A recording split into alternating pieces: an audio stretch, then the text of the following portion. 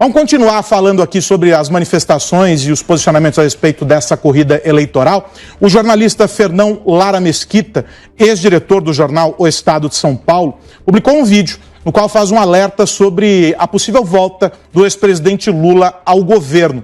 Vamos ouvir um trecho desta manifestação do jornalista. Deixa eu me apresentar. Meu nome é Fernão Lara Mesquita, eu sou jornalista daquela época em que jornalista era contra a censura, liberdade de pensamento e de expressão era sagrado e a imprensa era a instituição mais admirada do Brasil. Pode acreditar, isso já aconteceu e não faz tanto tempo assim.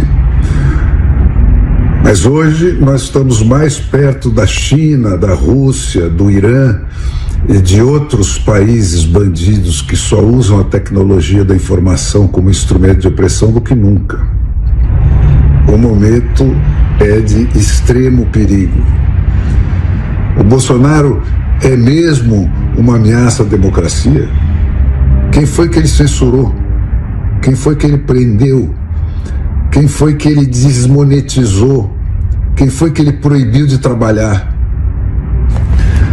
Foi ele que dissolveu sistematicamente o Congresso Nacional no mensalão para afogar o poder eleito e plantar no lugar dele esse STF que, sem voto nem lei para isso, se comporta feito a Inquisição do século XVI, né? E anula, sem dar satisfação para ninguém, qualquer lei ou decisão votada pelos 513 representantes eleitos dos 150 milhões de eleitores brasileiros. Honestamente, ao que é que você está respondendo quando você pensa em votar no Lula ou em anular o seu voto, que a essa altura dá no mesmo? Quando você vota no Lula, quando você anula o seu voto, você está entregando de volta ao PT o Tesouro Nacional, que financiou todas as ditaduras latino-americanas que foram arrancadas do túmulo pelas bruxarias do João Santana, aquele que elegeu o Lula, e depois o Maduro, e depois o Daniel Ortega, e depois a Cristina Kirchner, e toda a corja que hoje nos cerca com dinheiro roubado do Brasil. Quando você vota no Lula ou quando você anula o seu voto, você está confirmando o cancelamento do Poder Judiciário brasileiro pela canetada do Dr. Fachin, o advogado dos comícios do MST, que a Dilma enfiou no Supremo para anular a sentença de 9 juízes das 3 instâncias do Judiciário abaixo do STF. Tirar o Lula da cadeia e meter ele na porta da presidência. O Lula, faltando uma semana para a eleição, nem se tocou de publicar um programa de governo, porque não precisa, é o mesmo de sempre. Eles já tentaram 3 vezes antes passar o mesmo golpe e foram impedidos sempre na última hora. A primeira tentativa foi no Natal de 2009, faltando 5 dias para terminar o mandato do Lula, eles baixaram o Plano Nacional de Direitos Humanos, que instituía uma política nacional de participação social que impunha 521 alterações na Constituição brasileira, alterando 22 artigos, 11 parágrafos e 92 incisos para substituir o sistema de decisões emanando do povo via Congresso Nacional, como manda a democracia.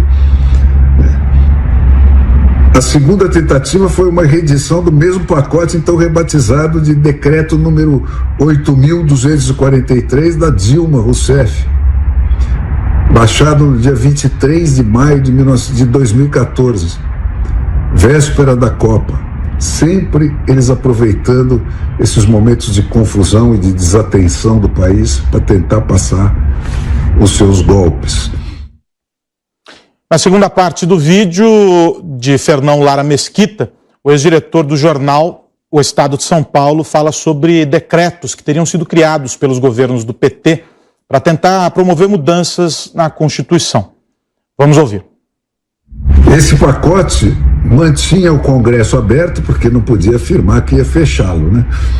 Mas sem nenhuma função, porque tudo passaria a ser decidido por plebiscitos convocados pelo presidente da República e decididos por novos mecanismos deliberativos a cargo de movimentos sociais e representantes da sociedade civil organizada. Isso eu estou sendo textual. Eu vou deixar para vocês depois o link onde vocês podem ler palavra por palavra o que eles escreveram e tentaram passar 3 vezes antes de agora. Por esse instrumento, todos os poderes da União e do Ministério Público, assim como os do Judiciário, estariam submetidos a esse tipo de controle social, sempre entre aspas. Todos os instrumentos da Lava Jato, as delações premiadas, as prisões na segunda instância, etc., seriam revogados.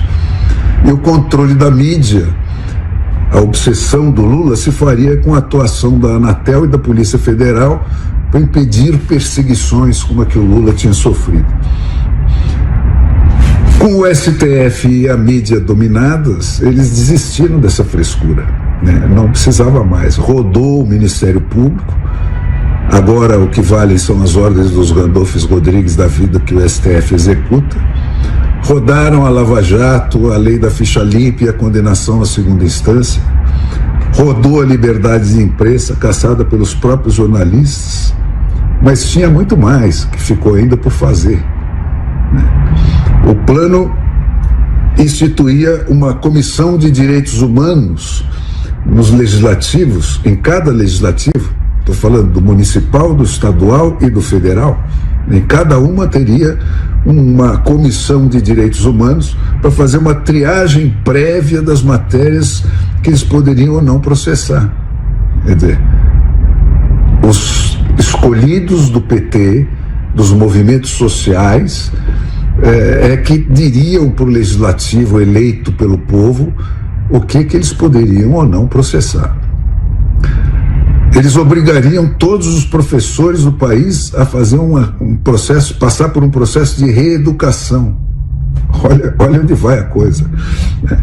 Eles vedam ao judiciário dar sentenças de reintegração de posse das propriedades invadidas, tanto as rurais quanto as urbanas, prerrogativa que se tornaria exclusiva desses movimentos sociais autores das invasões. Eles é que decidiriam se e quando as propriedades poderiam ser reivindicadas pelos seus legítimos donos. Eles desmontariam as polícias estaduais e criariam uma central única de comando de todas as polícias do país, o que seria o tiro de misericórdia no federalismo brasileiro. Então, gente, a coisa já foi longe demais. Ditadura é isso aí, sem tirar nem pôr. Se o Brasil mandar o lulismo para onde ele merece, eu não sei quantas décadas perdidas nós vamos levar para nos curarmos de tudo isso, de toda essa doençarada que o PT instilou nas veias do país enquanto ele esteve no poder. Mas se você votar no Lula, votando ou anulando o seu voto, que dá no mesmo, você vai estar dizendo, é isso aí, rouba mesmo, prende mesmo, arrebenta mesmo. Se sem precisar a coisa já chegou, se sem isso a coisa já chegou onde chegou, imagine se as urnas disserem isso para esse pessoal. Então, gente, atenção, muita atenção. O Brasil nunca esteve tão perto do abismo quanto está hoje. Então, antes de apertar aqueles botõezinhos no domingo que vem, pensem muito seriamente no que vocês vão estar fazendo.